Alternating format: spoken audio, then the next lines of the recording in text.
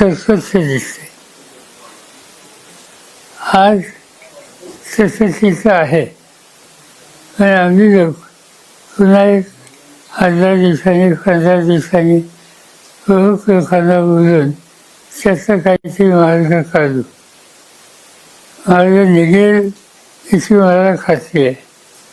आजची जी मीटिंग आहे ती एक जनता रिव्ह्यू घ्यायची होती आहे, आढावा घ्यायची.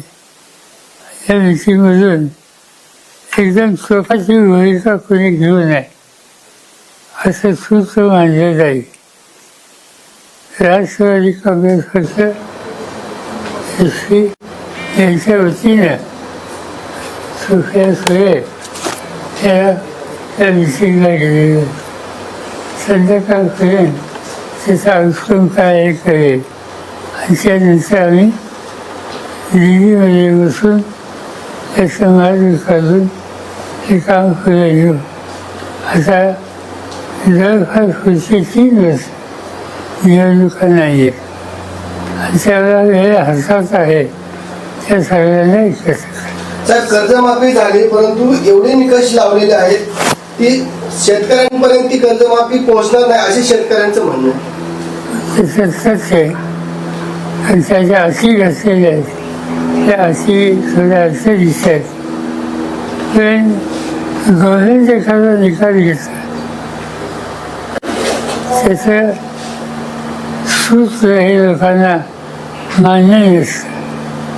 पण असेच गव्हर्नमेंटची तयारी हा निर्णय घ्यायचा आहे आणि त्यावर तसा निर्णय त्यांनी घेतला तो अधिक उपयोगी नसेल तर लोकशाहीमध्ये गव्हर्नमेंटशी सुसंवाद साधून त्याच्यात दुरुस्ती कशी करता येईल यासाठी प्रयत्न करणं याची आवश्यकता असते. आणि मी माझ्या कृतीने एवढंच सांगेन की माझा प्रयत्न आहे की महाराष्ट्राचे मुख्यमंत्री देशाचे कणखर लोक असतील त्यांच्याशी बोलून कर्जमाफीमध्ये जो निर्णय घेत आहे त्याच्या ज्या कमतरता आहेत त्या कशा दूर करता येतील आणि शेतकऱ्यांना मदत करता कशी येते. त्याच्यात काही कमतरता आहे म्हणून लगेच ऐकून द्या मंजूर नाही ही स्वतःची भूमिका आज घ्यायची नाही. बघूया आता काय. साहेब, वादळी वाऱ्यामुळं शेती पिकांचे मोठ्या प्रमाणात नुकसान होते. आपण बघितलं तर बारामती असेल की इतर केळी आणि बागायती पिकांचे मोठ्या प्रमाणात नुकसान झालेले आहे, परंतु हे नुकसान भरून नाही येणार आहे. असं नाही, माझ्याकडे असाच रिपोर्ट झाला आहे. नुकसान झालं आहे कांद्याची वगैरेच्या भागात, कांद्याची वरच्या काही भागात विशेषतः केळी आणि ऊस हा याच्यात नुकसान झालेलं आहे. पण बघूया आता तज्ञांची एक टीम आम्ही इथं फातोरीची व संदादा इन्स्टिट्यूटची त्याचा रिपोर्ट आला आहे ना, त्याचा रिपोर्ट आलेला आहे.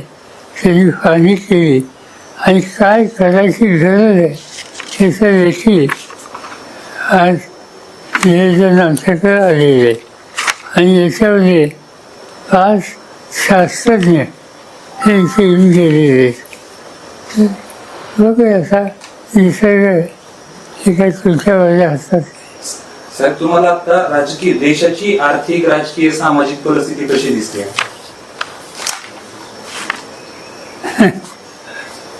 एकदम देशाच्या आर्थिक इतक्या चोखात जाऊ नका, जाऊ आपण योग्य. रोहित पवारांनी 12 तारखेपासून पंढरपूरला अन्नत्याग आंदोलनाचा इशारा दिला की मागच्या कर्जमाफी योजनेमध्ये जे सहभागी होते त्या शेतकऱ्यांना कर्जमाफी फक्त 50 वर्षाची दिली जाईल असं साहेबांनी सांगितलं. या अटीवरती त्यांनी असा निर्णय घेतलेला आहे. माझ्या वाचन करायचं माझी हेच नाही, मी त्यांच्याकडे साध्य करतो. साहेब, राज्यसभेवर छगन भुजबळ यांना डावलण्यात आलेलं आहे, जैन यांना घेतले, त्यामुळं पक्षामध्ये कुठंतरी डावलं घेतले नाही मला माहिती. तर हा निर्णय काल काहीतरी त्यांनी संध्याकाळी झालं. 20 आहे. काल 20 दिला आणि कोणाची चर्चाही झाली उद्या गेलं काय साहेब विदर्भाचे मुख्यमंत्री असताना देखील 10 ते 15 आत्महत्या होते असा आरोप बच्चू कडू करतायत. कसं पाहताय? की काही भागात आत्महत्या होत आहेत ही वस्तुस्थिती चालण्यात अर्थ नाही. विशेषतः यवतमाळ या ट्रॅकमध्ये तर त्याच्यात आणखीन काही सुधारणा करायची असली त्याचा आमचा अंगण 2 आहेत. एक सामंजस्याने प्रश्न सोडवण्याचा प्रयत्न करणं आणि 2 ते होत नसेल तर लोकशाहीच्या चौकटीत बसून संघर्ष करणं असा त्याचा फायदा भाग आहे. त्याच्यात माझं लक्ष आहे. साहेब एकीकडे पाऊस पडतोय, पाऊस कमी सांगितलाय, दुसरीकडे वादळी वारे येत आहेत. कशा पद्धतीने यातून मार्ग काढायला पाहिजे असं सरकारने तुम्हाला वाटतं? आता वादळी मला वाटे